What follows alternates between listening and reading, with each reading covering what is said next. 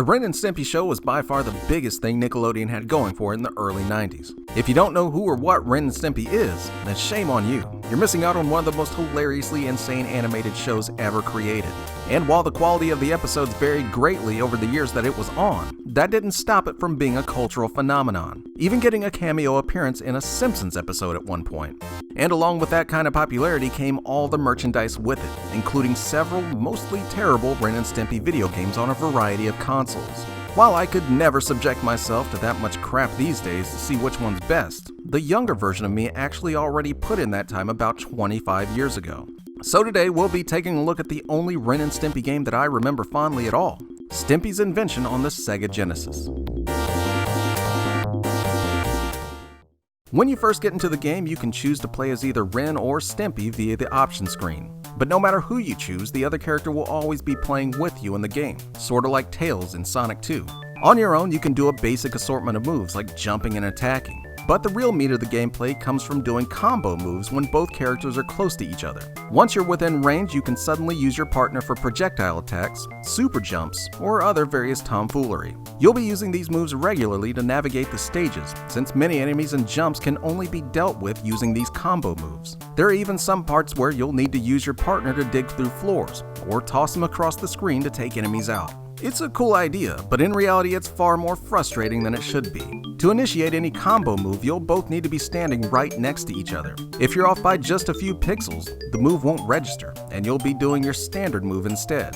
This usually means that you'll miss a jump or take a hit before you can properly line up the other character again to do what you needed to do. Your AI partner tries his best to stick as close as he can to you, but it's in no way close to being perfect.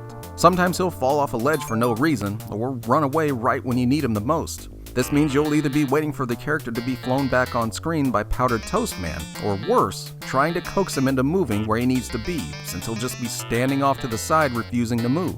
And since the game relies on these combo moves constantly, these issues can definitely turn things into a frustrating mess at times. When things are working as they should though, the game's decently fun. But more often than not, you'll be wrestling with stubborn AI throughout the entire game.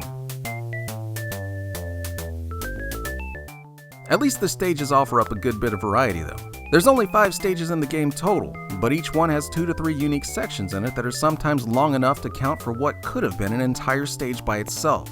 Occasionally, the game throws different gameplay in some of the stages, giving you much needed breaks from the standard platforming stages. While the variety is nice, these stages can sometimes be even more frustrating and cheap than the standard ones are. Thankfully, most of them are short enough that they don't grate on your nerves too much, and it's always nice to see games like this try and mix things up a bit, even if they're not always successful.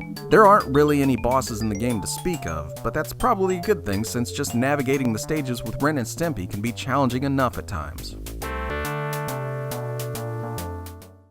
Even with all the frustrating controls and cheap stages, the game's never really that hard. Most of the challenge comes from avoiding enemies while trying to navigate the stage with as few AI fuck-ups as possible. And with 5 stages total, you're looking at a game you could easily finish in under an hour here, with no real reason to go back and play for more.